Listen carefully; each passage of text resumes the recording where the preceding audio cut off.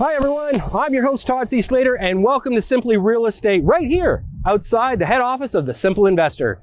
So this week's edition is going to be a little bit different. First of all, wanted to take in the sun, wanted to take it outside of our studio because it's a lot more fun. But most importantly, we've got to talk about what's going on in the economy. And this week, some staggering news coming across just about every single news source in the world. Everybody's calling recession. And right now, taking a look at the bond yields, they call it an inverted market. What does that mean? Returns are going down on the bonds and everything's kind of going backwards. So at this stage, where should you have your money? Well, of course, since you're listening to Simply Real Estate, one of the things that I like to focus on, obviously, is investment real estate. And so this week, I want to talk to you about why owning during a recession of investment real estate is so important.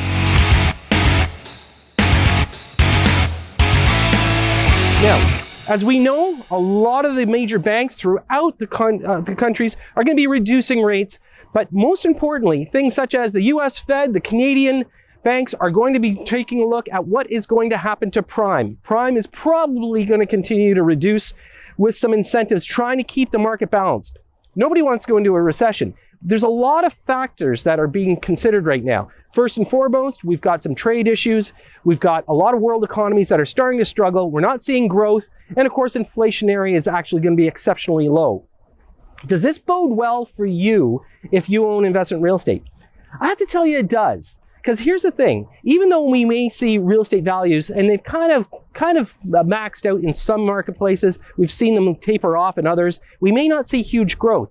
But if you're an investment owner, meaning you own real estate investment long-term, this is where you can benefit. Let's think about what people naturally do. What happens if people start losing jobs? Okay, well, if that does happen, chances are some people will turn around and say, listen, it's better for us to sell our property and rent than it is to own. So where do people go when they have to rent? Well, guess what? You can be one of those stops. So when we start looking at markets like this, the most important thing you have to remember is that even if the market, the value of the real estate goes down a little, what actually happens is rents will continue to stay stable. If not, they'll go up again proportionately every single year. Why? Because your value of your real estate has no indication on what the rent should be. So it doesn't matter if the market stops into a recession. With the low vacancy rates that we are experiencing right now, you can have a premium position where your investment real estate is actually going to be worth more to you long term. So ultimately, in the end, you ride out the storm, you find a good tenant, and guess what? A few years down the road, you're going to come out of this much further ahead. And that's one of the things that I want everybody to understand about investment real estate. Focus on the long-term goal. This is not about today. It's not even about tomorrow. It's about years from now. And that's why when you become a real estate investor, not a speculator, you're going to turn around and benefit from a market like this.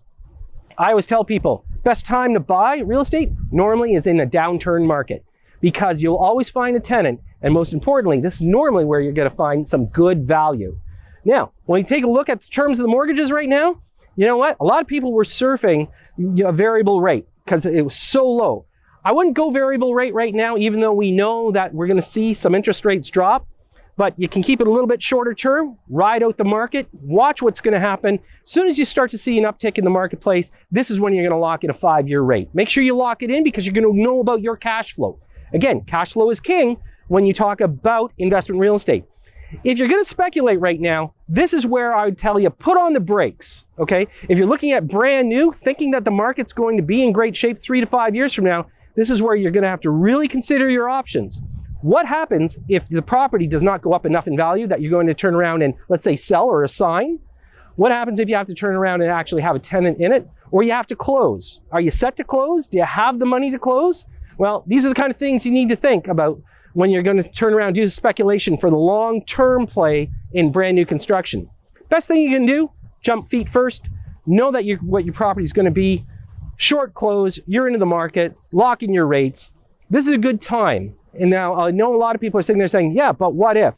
The what ifs is what stop people, okay? How long do you sit on the fence? Again, when I take a look at a marketplace like this is an important market.